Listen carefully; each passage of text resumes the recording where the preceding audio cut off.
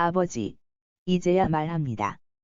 저는 당신을 닮았고, 당신을 이해하며, 당신을 사랑합니다.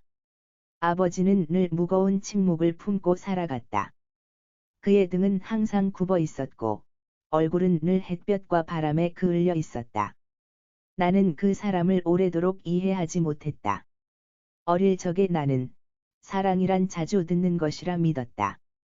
그래서 말이 없는 아버지가 불편했다. 무뚝뚝한 얼굴, 짧은 한숨, 그리고 자주 닫힌 방문. 어린 나는 그를 나를 사랑하지 않는 사람이라 생각했다. 하지만 세상은 내가 몰랐던 방식으로 돌아가고 있었다. 그리고 아버지는 그 방식으로 나를 사랑하고 있었다. 나는 그것을 너무 늦게 깨달았다. 아버지의 하루는 고요하게 시작되었다. 새벽 5시, 알람도 없이 일어난 그는 조용히 부엌에 들어가 물을 끓였다. 커피 대신 묵묵한 물 한 잔을 마시며 그는 바깥 하늘을 올려다봤다. 아직 어두운 창밖을 보며 무슨 생각을 했을까?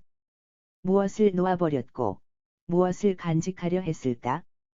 그의 발자국은 마루를 조용히 지나 안방으로 이어졌다.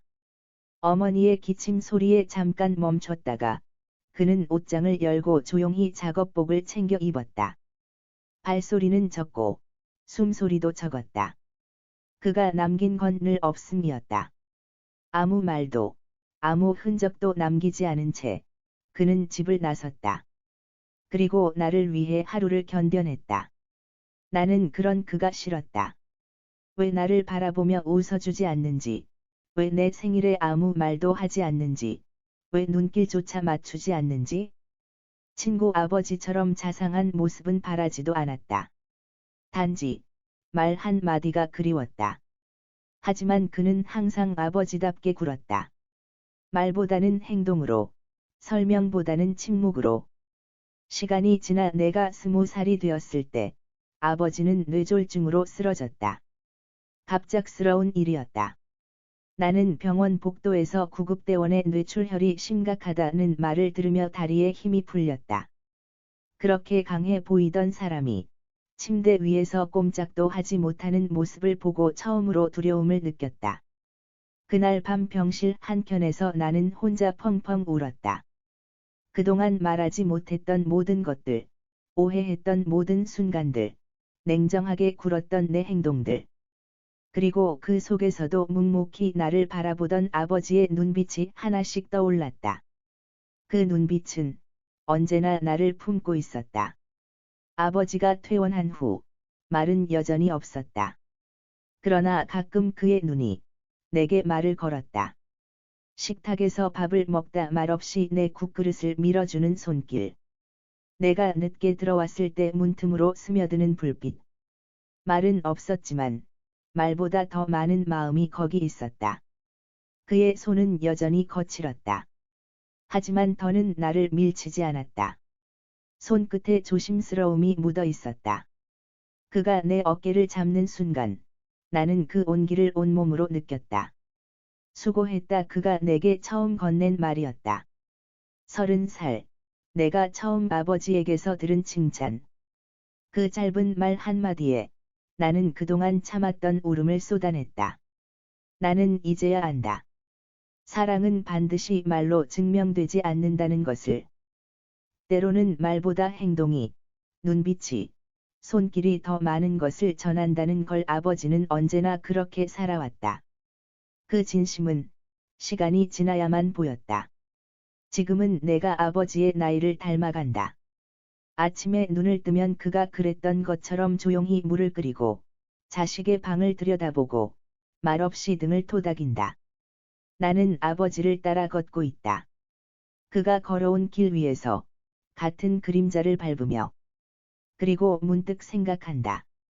그가 남긴 유산은 무엇이었을까? 재산도, 명예도 아닌 단 하나. 말 없는 진심. 그것이 아버지가 내게 남긴 전부였다. 그리고 나는 그것으로 충분하다. 당신이 말하지 못했던 그 모든 마음을 이제는 제가 전하겠습니다. 침묵 속에 숨겨졌던 진심을 다시 세상에 꺼내겠습니다. 당신의 이름으로, 당신의 방식으로. 사랑합니다. 아버지. 다음 사연 이어갑니다. 이번에는 어머니에 대한 사연입니다. 이 이야기는 어느 평범한 어머니가 남긴 마지막 기록에서 시작됩니다. 그녀의 이름은 지금까지도 알려지지 않았습니다. 하지만 그날 이후 아무도 그녀를 잊지 못했습니다. 어머니는 늘 그랬다. 새벽 5시 30분. 슬리퍼를 끌며 조용히 부엌으로 향했다. 창문을 열고 찬 공기를 깊게 들이마신다. 그리고 아무 말 없이 도시락을 싼다. 2개. 하나는 딸의 것. 하나는 아들의 것. 밥 위엔 계란말이. 옆엔 조용히 깎은 사과 몇 조각. 간장 소스는 따로 싸준다. 말이 없다. 표정도 없다. 거울을 보며 질끈 머리를 묶는다. 눈빛은 이미 하루를 다 살아버린 사람 같다. 그날도 같았다. 아침이었고 밥을 짓던 중이었다. 전화가 울린다. 낯선 번호다. 어머니 맞으시죠? 아드님이 지금. 어머니는 대답하지 않았다. 그저 말없이 전화를 끊었다. 그리고 다시 밥솥 뚜껑을 열었다. 밥이 조금 탔다. 하지만 그걸 모른 척 뚜껑을 닫고 다른 반찬을 꺼냈다.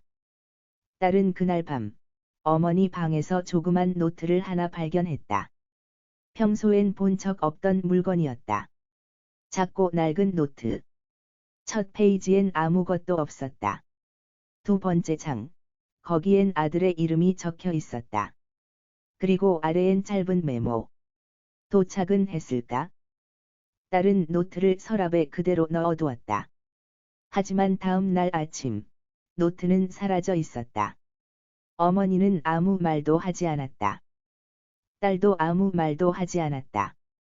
3일 뒤, 어머니가 사라졌다. 실종 신고가 접수됐다. 마을 전체가 숲을 뒤졌다. 단서 하나. 편의점 CCTV. 검은 우비를 입고 고개를 숙인 채 물 한 병을 계산하는 모습. 그리고 마지막 장면. 카메라를 향해 정확히 시선을 올린다. 아무 말도 없이. 열흘 뒤, 숲 속에서 어머니가 발견됐다. 작은 바위 옆, 젖은 낙엽 위에 누운 채. 손엔 비어있는 물병. 옆엔 그 노트. 글씨는 대부분 번져 있었다. 하지만 단 하나, 마지막 문장만은 선명했다. 나는 끝까지 아무 말도 하지 않았다. 그 뒤로 딸은 한 번도 어머니를 언급하지 않았다. 그 집은 비어 있고 전화는 더 이상 울리지 않았다.